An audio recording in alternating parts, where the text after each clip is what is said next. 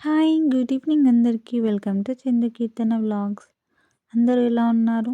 నేనైతే బాగున్నాను. మీరందరూ కూడా బాగుండాలని కోరుకుంటున్నాను.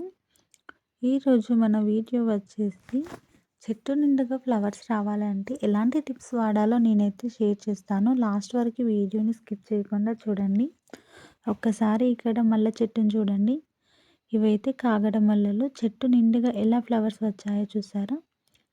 ఇక్కడ చూడండి, ఫ్లవర్స్ అయితే మొత్తం కింద పడిపోతున్నాయి. ఫ్లవర్స్ అయితే చెట్టు నిండుగా చాలా పూస్తున్నాయి. ఎన్ని ఫ్లవర్స్ తెంపినా కానీ ఇంకెక్కువ మొత్తంలోనే ఫ్లవర్స్ అయితే వస్తున్నాయి. మేము తెంపక మిగిలిన ఫ్లవర్స్ అయితే అన్నీ కింద పడిపోతున్నాయి. చూస్తున్నారు కదా, చెట్టు నిండుగా మొత్తం ఫ్లవరింగ్ అయితే వచ్చేసింది. మీకు కూడా ఇలా చెట్టు నిండుగా ఫ్లవరింగ్ రావాలి అంటే మీరు కూడా ఈ టిప్స్ పాటించండి. తప్పకుండా ఫ్లవరింగ్ అనేది వస్తుంది. చూసారా, మనకి చెట్టు ఎక్కడ కూడా గ్యాప్ లేకుండా కంప్లీట్‌గా ఫ్లవర్స్ అలాగే మొగ్గలతో అయితే నిండిపోయింది. ఇటు చూసేయండి, ఫ్లవర్స్ ఎంత అందంగా కనిపిస్తున్నాయో కదా! ఫ్లవర్స్‌ని ఇలా చూస్తుంటే నాకైతే తెంపడానికి అస్సలు చేతులు రావడం లేదు. కానీ ఇలా కింద పడిపోతుంటే చూస్తూ ఊరుకోలేం కదా! ఈ ఫ్లవర్స్ అయితే అన్నీ తెంపేస్తున్నాం. ఎవరికైనా అవసరం ఉన్న వాళ్ళకి ఫ్లవర్స్ అయితే ఇచ్చేస్తున్నాం. చూడండి, ఫ్లవర్స్ ఈవినింగ్ టైంలో మనకి ఇలా పూస్తున్నాయి.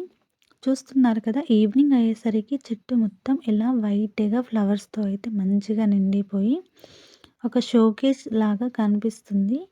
చూడండి, చెట్టుని చూస్తుంటే ఎంతో అందంగా ఉంది కదా! ఎన్ని ఫ్లవర్సా అనిపిస్తుంది కదా! నాకైతే ఇలా చెట్ల నిండుగా ఫ్లవర్స్ ఉండడం అంటే చాలా ఇష్టం. నేనైతే మా ఇంటి దగ్గర ఎక్కువగా ఫ్లవర్ ప్లాంట్స్ అనేటివి ఉంటాయి. ప్లాంటింగ్ అంటే ఇష్టమే, కానీ అందులో ఎక్కువగా ఫ్లవర్ ప్లాంట్స్ అయితే ఉంటాయి. ఇక్కడ మీరు చూస్తున్నారు కదా, ఈ ఫ్లవర్స్ అంటే మీకు ఇష్టమా? కామెంట్ చేయండి. కాగడ మల్లెలు అంటే ఎంతమందికి ఇష్టం? లైక్ చేసి కామెంట్ చేసేయండి. చూడండి, చెట్టు నిండుగా అయితే ఉన్నాయి కదా! అయితే మీకు కూడా ఇలా ఫ్లవర్స్ అనేటివి చెట్టు నిండుగా రావడం కోసం మీరైతే ఈ పువ్వులన్నీ ఉంటాయి కదా, బ్రాంచెస్‌ని మనం ఫ్లవరింగ్ కంప్లీట్ అయిన తర్వాత బ్రాంచెస్ అనేటివి కట్ చేసుకోవాలి. అలాగే ఎప్పటికప్పుడు బ్రాంచెస్ కట్ చేసుకోవడం, వీటికి ఉన్న లీవ్స్ ఉంటాయి కదా, లీవ్స్ తెంపేయడం ద్వారా ఏంటి అంటే మనకి కొత్త చిగురు అనేది స్టార్ట్ అవుతుంది. ఎప్పుడైతే కొత్త చిగురు స్టార్ట్ అవుతుందో ఆటోమేటిక్‌గా మనకి ఫ్లవరింగ్ అనేది ఎక్కువగా ఉంటుంది. ఈ వీడియో మీ అందరికీ నచ్చింది అనుకుంటున్నాను. నచ్చితే ఒక లైక్ ఇచ్చి మీ ఫ్రెండ్స్ అండ్ ఫ్యామిలీతో షేర్ చేయండి. అలాగే ఇలాంటి మంచి వీడియోస్ కోసం నా ఛానల్‌ని సబ్స్క్రైబ్ చేసుకోండి. ఇంతవరకు ఎంతో ఓపికతో నా వీడియోని చూసారు. అందరికీ చాలా చాలా థ్యాంక్స్.